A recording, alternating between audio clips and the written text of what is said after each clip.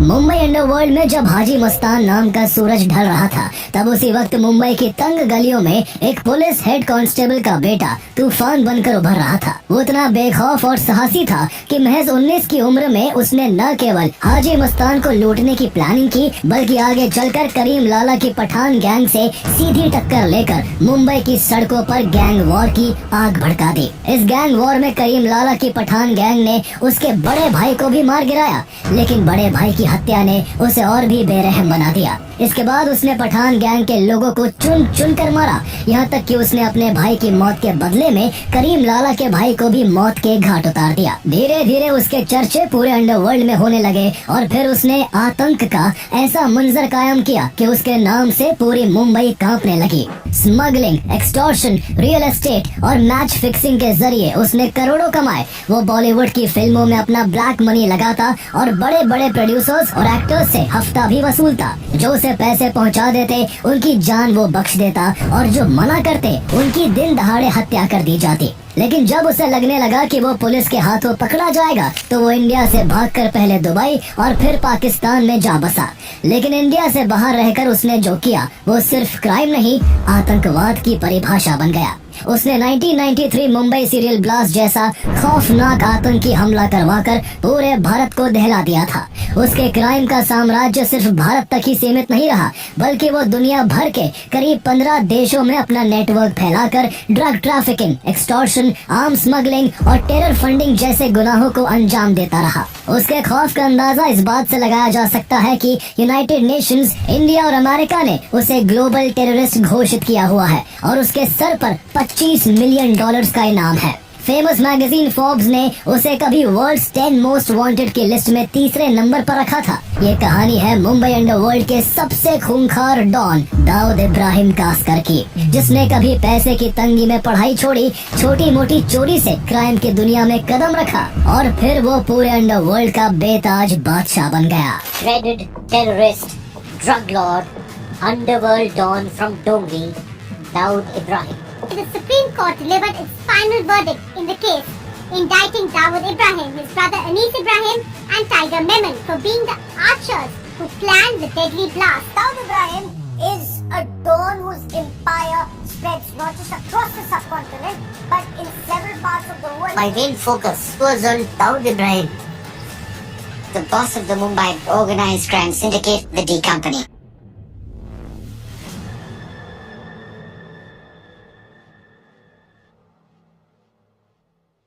साल 1955 में इब्राहिम कास्कर नाम का शख्स, जो पेशे से हेड कांस्टेबल था, एक दिन अपनी पत्नी अमीना बी के साथ निराले शाह बाबा से मिलने जाता है। निराले शाह बाबा ने भविष्यवाणी करते हुए उनसे कहा कि उनके 6 बेटे होंगे और उनमें से उनका दूसरा बेटा आगे चलकर बहुत ही फेमस और पैसे वाला आदमी बनेगा।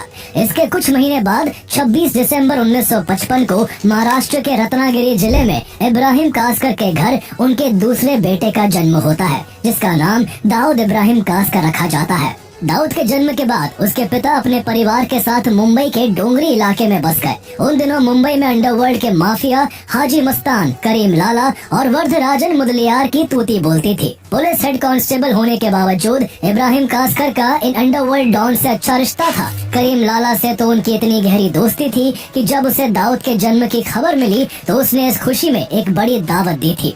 उस वक्त करीम लाला को कहाँ पता था कि जिस बच्चे के जन्म की खुशी में वो आज जश्न मना रहा है, वही आगे चलकर उसके रास्ते का सबसे बड़ा कांटा बन जाएगा। दाऊद के जन्म के बाद इब्राहिम कास्कर के 10 और बच्चे हुए।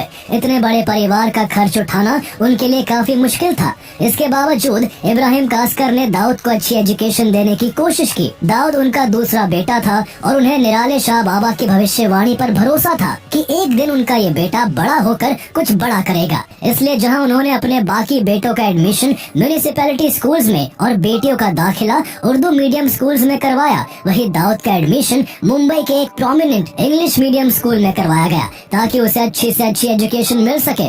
दाऊद के 6th क्लास में पहुंचने तक उसके घर की स्थिति सामान्य थी, लेकिन हालात अचानक तब बिगड़ गए जब 1966 में उसके पिता को एक हाई प्रोफाइल मर्डर केस को क्रैक न कर पाने के कारण कुछ अन्य पुलिस वालों के साथ सस्पेंड कर दिया गया।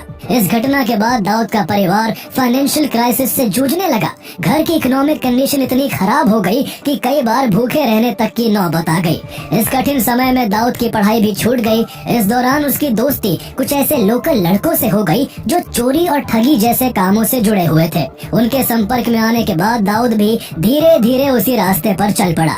महज 14 साल की उम्र में उसने पहली बार चोरी की। उसने एक आदमी के पैसे चुराए, लेकिन जल्दी ही इस बात की शिकायत उसके पिता तक पहुंच गई। उस दिन उन्होंने उसकी खूब पिटाई की ताकि वो सुधर जाए, लेकिन दाऊद कभी नहीं सुधरा और जल्द से जल्द ज्यादा दौलत और शोहरत कमाने के लालच में अपराध की दुनिया की गहराइयों में उतरता चला गया। इसके बाद दाऊद और उसके दोस्तों ने मिलकर मोहत्ता मार्केट में एक दुकान खोली, जहां वो विदेशी घड़ियां बेचने के नाम पर लोगों के साथ ठगी किया करते थे। इस तरह छोटी मोटी चोरी और धोखाधड़ी के काम करते करते दाऊद धीरे धीरे आसपास के इलाकों में एक गुंडे के तौर पर जाना जाने लगा और उसका कांटेक्ट लोकल गैंगस्टरों से होने लगा। कुछ समय बाद वो एक लोकल डॉन बाशु दादा के गिरोह का हिस्सा बन गया। दाऊद के सपने बड़े थे, इसलिए जैसे ही उसके पास थोड़ी पावर आई और कुछ पहचान बनी, वो अपने बॉस बाशु दादा को ही आंखें दिखाने लगा।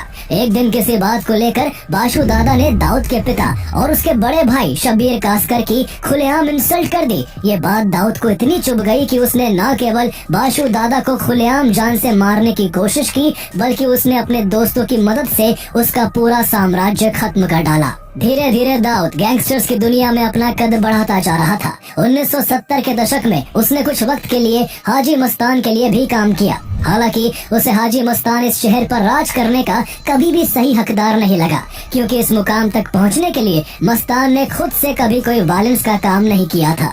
इसके बावजूद हाजी मस्तान का अंडरवर्ल्ड से लेकर बॉलीवुड तक दबदबा था। मस्तान की पॉपुलैरिटी दाऊद को अंदर ही अंदर खलती थी और वो भी वैसा ही रुतबा चाहता था। उसे पता था कि अगर उसे इस क्राइम की दुनिया में सबसे बड़ा बनना है तो उसके लिए उसे इस फील्ड के सबसे बड़े खिलाड़ी से भिड़ना होगा। इसलिए कभी हाजी मस्तान का शागिर्द रहा दाऊद इब्राहिम उससे भी टकराने के लिए तैयार हो गया। उसे सही मौका तब मिला जब एक बार मस्तान ने दाऊद के 2 दोस्तों को पठान गैंग से पिटवा दिया। दाऊद अब हाजी मस्तान से अपने दोस्तों की पिटाई का बदला लेना चाहता था। इसी बीच उसे पता चला कि हाजी मस्तान की 5 लाख रुपए से भरी एक अटैची मरीन लाइन से होकर मालाबार हिल्स तक जाने वाली है। दाऊद ने मस्तान के इसी ब्लैक मनी को लूटने का प्लान बनाया।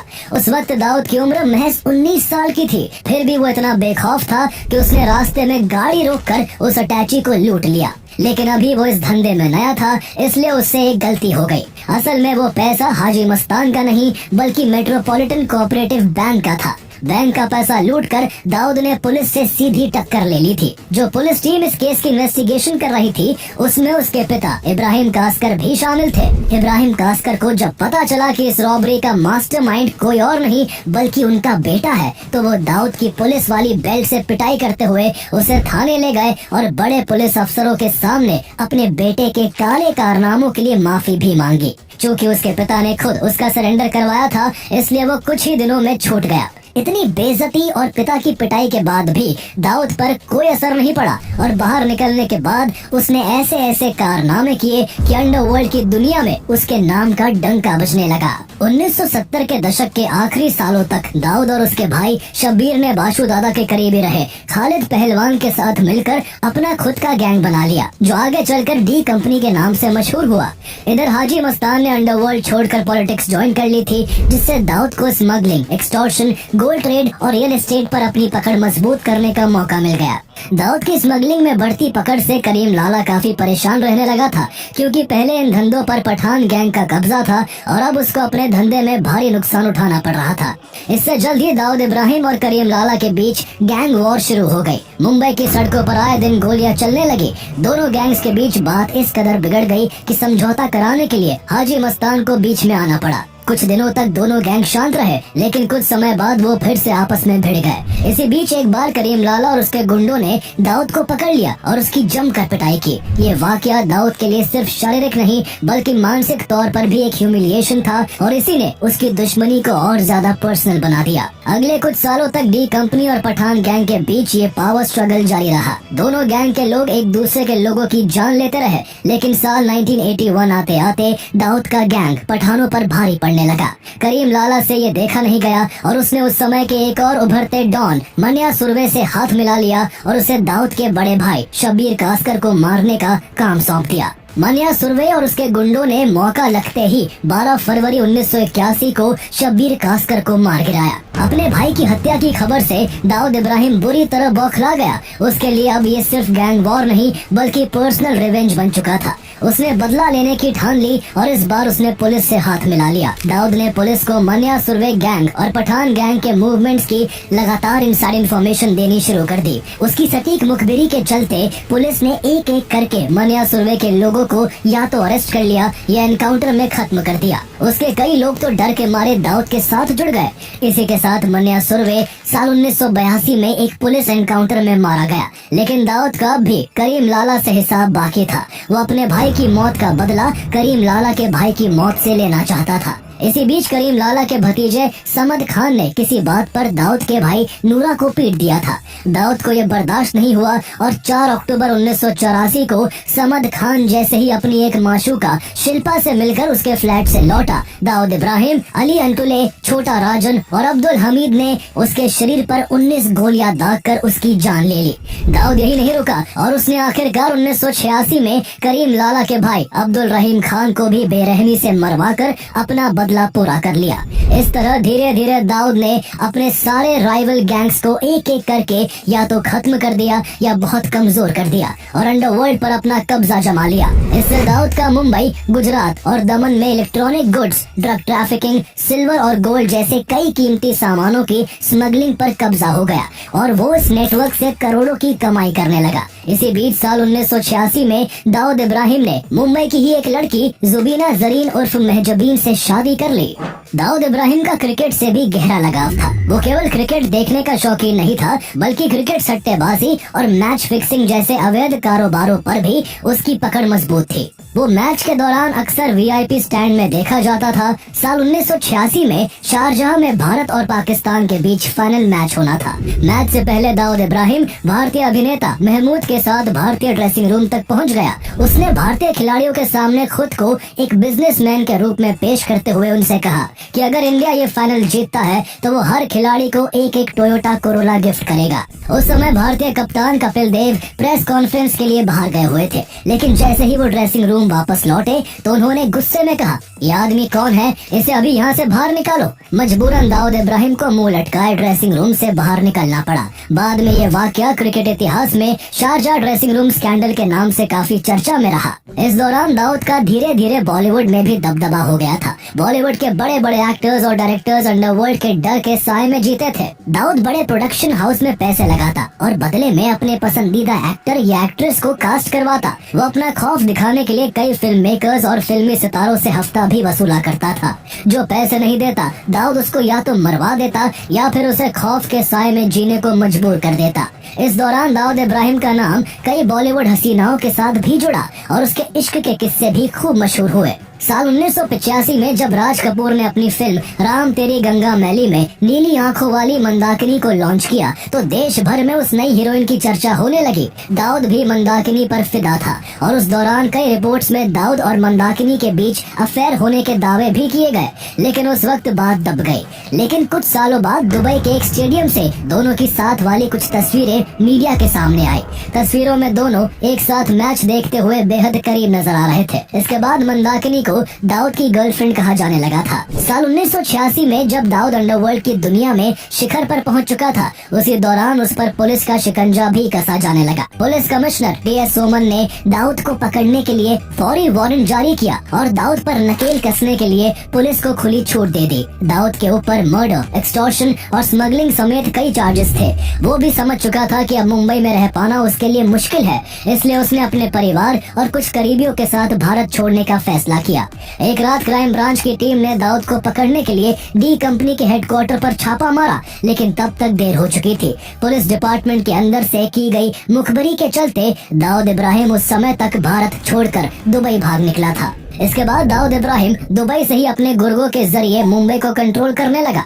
वो न केवल मुंबई को कंट्रोल कर रहा था, बल्कि उसने दुबई में रहकर भारत के अलावा और भी देशों में अपने पैर पसार लिए थे। उस समय डी कंपनी में उसके लिए छोटा राजन, मोहन कोटियन, गुरु सताम, छोटा शकील और शरद शेट्टी जैसे लोग काम करते थे। डी कंपनी में दाऊद की पोजीशन नंबर 1 की थी और छोटा राजन नंबर 2 पर था। लेकिन छोटा शकील को छोटा राजन के दूसरे नंबर पर होना बिल्कुल पसंद नहीं था। वो खुद दाऊद का सबसे करीबी बनना चाहता था, इसलिए वो और उसके करीबी शरद शेट्टी और सौतिया अक्सर छोटा राजन के खिलाफ दाऊद के कान भरते रहते थे। साल 1992 तक सब ठीक चलता रहा, लेकिन इसी बीच दाऊद के जानी दुश्मन अरुण गावली गैंग ने दाऊद की बहन हसीना पारकर के पति इब्राहिम पारकर की हत्या कर दी। दाऊद ने अपने जीजा की मौत का बदला लेने के लिए उसे शूट करने वाले शैलेश हल्दांकर और विपिन शौर्य को मौत के घाट उतारने का काम छोटा राजन को सौंपा। छोटा राजन अपने काम में लगा हुआ था, लेकिन इब्राहिम पारकर के दोनों हत्यारे जे हॉस्पिटल में कड़ी सुरक्षा के बीच एडमिट थे, इसलिए उसे दोनों को ठिकाने लगाने में देरी हो रही थी। दाऊद को अपने जीजा की मौत का बदला लेने की जल्दी थी, इसलिए उसने ये काम छोटा राजन की जगह छोटा शकील को सौंप दिया। इसके बाद 12 नवंबर 1992 को छोटा शकील के खतरनाक शूटरों ने मुंबई के जे हॉस्पिटल में घुसकर ताबड़तोड़ 500 राउंड की फायरिंग की और शैलेश हल्दांकर को भून डाला। हालांकि उस दिन विपिन शौर्य दूसरे वार्ड में था, इसलिए उसकी जान बच गई, लेकिन इस गोलीबारी में 2 पुलिसकर्मी भी मारे गए थे। इस इंसिडेंट के बाद से ही छोटा राजन और दाऊद के रिश्ते बिगड़ने शुरू हो गए थे। एक दिन दुबई की एक पार्टी में शरद शेट्टी ने दाऊद से कहा, आपके अंडर काम करते हुए छोटा राजन अपनी एक अलग टीम खड़ा करता जा रहा है,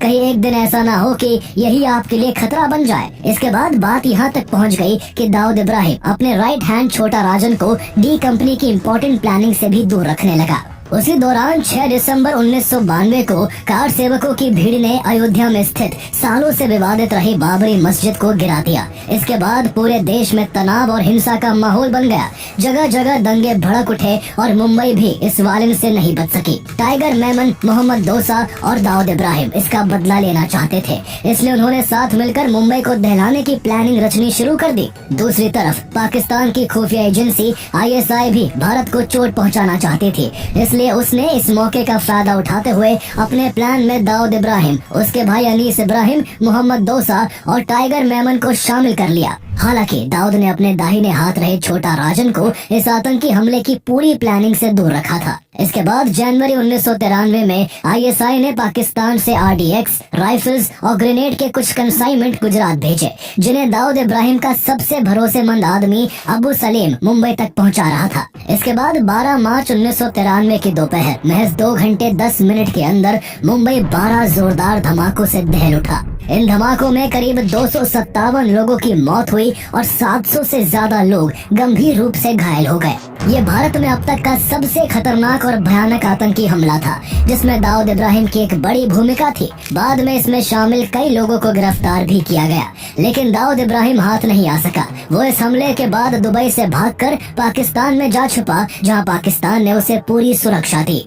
1993 के मुंबई सीरियल ब्लास्ट के बाद दाऊद ने पाकिस्तान से अपनी क्रिमिनल एक्टिविटीज को जारी रखा।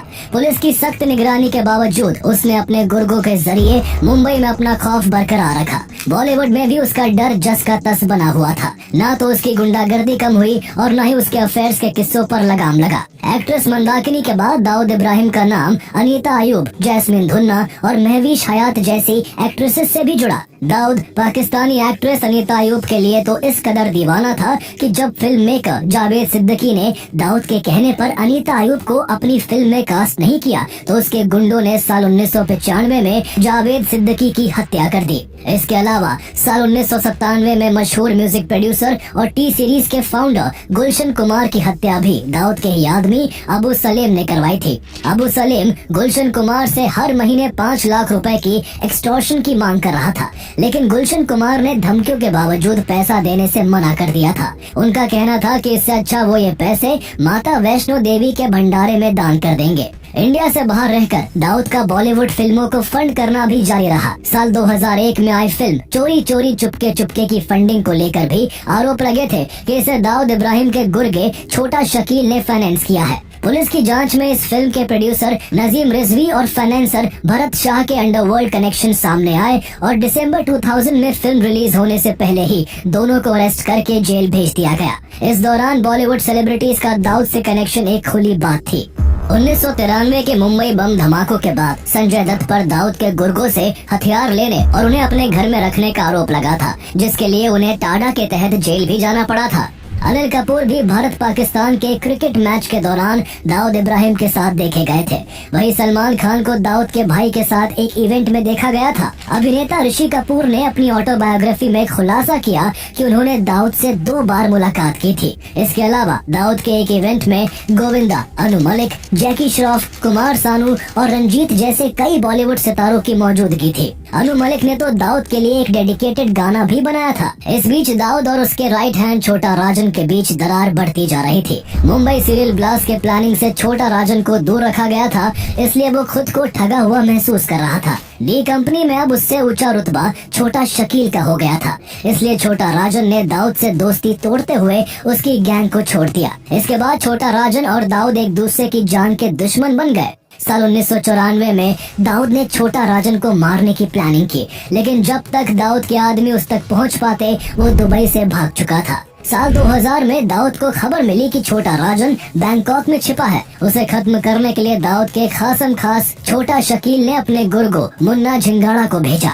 मुन्ना ने बैंकॉक में छोटा राजन को जान से मारने के लिए उसके ऊपर ताबड़तोड़ फायरिंग की, लेकिन इस बार भी किस्मत ने उसका साथ दिया और वो वहाँ से बच निकला। छोटा राजन ने भी कई बार दाऊद को मारने की कोशिश की, लेकिन वो नाकाम रहा। इसकी सबसे बड़ी वजह थी दाऊद इब्राहिम का पाकिस्तान में ISI और पाकिस्तानी आर्मी की कड़ी सुरक्षा में रहना। इंडियन अथॉरिटीज भी दाऊद को पकड़ने की कोशिश में लगी हुई थी। इसी बीच 23 जुलाई 2005 को दाऊद की बड़ी बेटी महरूक की शादी का रिसेप्शन पूर्व क्रिकेटर जावेद मियादाद के बेटे जुनैद के साथ दुबई के ग्रैंड हयात होटल में होने वाला था। इसी मौके पर भारत ने दाऊद को पकड़ने का एक सीक्रेट प्लान बनाया। इस काम को शांति से निपटाने की जिम्मेदारी IB से रिटायर हो चुके अजीत डोभाल को सौंपी गई। अजीत डोभाल ने इसमें छोटा राजन को भी शामिल किया। छोटा राजन ने दाऊद को ठिकाने लगाने का काम अपने 2 शूटर्स विकी मल्होत्रा और फरीद तनाशा को सौंपा। भारत ने एक सीक्रेट लोकेशन पर अजीत डोभाल की निगरानी में इन दोनों की ट्रेनिंग हुई। सब कुछ प्लान के हिसाब से चल रहा था, लेकिन तभी एक बहुत बड़ी गड़बड़ हो गई। मुंबई पुलिस को किसी तरह ये भनक लग गई कि छोटा राजन के आदमी शहर में है। एक दिन डोभाल मुंबई के एक होटल में बैठकर छोटा राजन गैंग के शूटर्स को मिशन समझा रहे थे कि तभी पुलिस ने उस होटल पर धावा बोल दिया। डोभाल ने पुलिस को समझाने की बहुत कोशिश की कि वो कौन है और किस मिशन पर काम कर रहे हैं, लेकिन मुंबई पुलिस ने उनकी एक नहीं सुनी और तनाशा और मल्होत्रा को अरेस्ट करके ले गई और इस तरह से दाऊद इब्राहिम मारे जाने से बाल बाल बच गया। उन दिनों पुलिस गैंगस्टर्स को पकड़ने के लिए उनके फोन सर्विलेंस पर रखकर उनकी बातें सुना करती थी। साल 1999 में एक दिन मुंबई पुलिस के assistant commissioner of police Ambadas Pote ने एक बेहद चौंकाने वाली फोन रिकॉर्डिंग सुनी। फोन पर अंडरवर्ल्ड डॉन छोटा शकील और मुंबई के एक एडिशनल सेशंस जज के बीच बात हो रही थी। जज डी कंपनी के 2 शूटर्स को जेल से बरी करने के बदले एक चिट फंड कंपनी में फंसे अपने 40 लाख रुपए की उगाही की बात कर रहा था। अंबादास पोटे ने रिकॉर्डिंग क्राइम ब्रांच के चीफ डी शिवानंदन को सौंपी। उन्होंने तुरंत एक्शन लेते हुए उस एडिशनल सेशंस जज को सस्पेंड करवा दिया। उसी सेशंस कोर्ट में उस जज के खिलाफ मुकदमा चला जहां वो बतौर जज काम करते थे, लेकिन जब मुकदमा चला तो कोर्ट ने उस टेप को कानूनी रूप से पुख्ता सबूत मानने से इनकार कर जज को बरी कर दिया। इस तरह जहां एक तरफ मुंबई पुलिस अंडरवर्ल्ड को खत्म करने के काम में लगी थी, तो वहीं दूसरी ओर कुछ करप्ट अफसर और जज अपने निजी स्वार्थ के लिए पुलिस की मेहनत पर पानी फेर रहे थे। दाऊद इब्राहिम का इन्वॉल्वमेंट सिर्फ 1993 के मुंबई ब्लास्ट में ही नहीं था, बल्कि 2008 के 26/11 मुंबई अटैक्स में भी उसकी भूमिका सामने आई, जिसमें उसने लश्कर-ए-तैयबा के आतंकियों को लॉजिस्टिक सपोर्ट प्रोवाइड करके उनकी भारत में घुसने में मदद की थी। इसके अलावा दाऊद के टेररिस्ट ऑर्गेनाइजेशन अल-कायदा के लीडर ओसामा बिन लादेन और अयमान अल जवाहिरी के साथ भी रिश्ते थे। इस वजह से जहां दाऊद को यूनाइटेड नेशन सिक्योरिटी काउंसिल की IS and Al Qaeda sanctions committee global global terrorist घोषित कर चुकी है, तो वही भारत और अमेरिका ने भी दाऊद को ग्लोबल टेररिस्ट डिक्लेयर कर उसके सर पर भारी भरकम इनाम रखा हुआ है। दाऊद का भाई अनीस बैटिंग रैकेट चलाता है, जिसके जरिए करोड़ों की कमाई होती है। 2018 में दाऊद के एक गैंगस्टर ने दावा किया कि डी कंपनी दुनिया भर के 2/3 क्रिकेट मैचों में अकेले ही सट्टा लगवाती है। 2013 की IPL स्पॉट फिक्सिंग में भी दाऊद की डी कंपनी इन्वॉल्व थी। इस तरह मुंबई छोड़ने के बाद भी दाऊद का क्राइम बिजनेस बिना रुके चलता रहा। साल 2015 में फोर्ब्स ने दाऊद को $6.7 बिलियन की संपत्ति का मालिक बताया था, जिस हिसाब से वो दुनिया के अब तक के सबसे अमीर गैंगस्टरों में से एक है। उसके पास ब्रिटेन में $450 मिलियन की संपत्ति है, जबकि बाकी कई देशों में 50 से अधिक संपत्तियों में उसका इन्वेस्टमेंट है।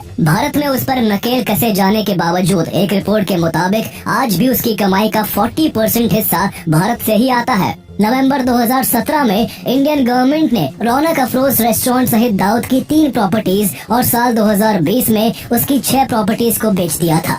आज दाऊद के पास कुल 14 देशों के पासपोर्ट है और उसने अपनी आतंक की दुकान India, Pakistan, the United kingdom, Germany, Turkey, France, Spain, Morocco, Cyprus, the UAE, south Africa, Sri Lanka, Nepal, Thailand, Malaysia और सिंगापुर तक फैला रखी है। आज दाऊद की डी कंपनी केवल एक अंडरवर्ल्ड गैंग नहीं रही, बल्कि ये एक ट्रांसनेशनल क्रिमिनल ऑर्गेनाइजेशन बन चुकी है, जो अफ्रीकन टेररिस्ट ऑर्गेनाइजेशन बोको हराम को भी आतंक फैलाने के लिए फंड करती है। बीते 20 सालों में कभी कोरोना, कभी हार्ट अटैक, तो कभी जहर से दाऊद इब्राहिम के मारे जाने की 5 बार अफवाहें उड़ चुकी है, लेकिन हर बार ये खबरें झूठी साबित हुई है। भारत से भागने के बाद वो लगातार अपना नाम और पहचान बदलता रहा है। कहा तो यहाँ तक जाता है कि पकड़े जाने के डर से उसने हुलिया बदलने के लिए कई बार अपने चेहरे की सर्जरी भी कराई है। दाऊद इब्राहिम को पकड़ने में न केवल मुंबई पुलिस बल्कि इंटरपोल भी लगी हुई है। दाऊद की उम्र अब लगभग 70 साल है। ऐसे में देखना होगा कि आखिर अंडरवर्ल्ड और डी कंपनी का सरगना दाऊद इब्राहिम कब तक पुलिस की पकड़ में आ पाता है।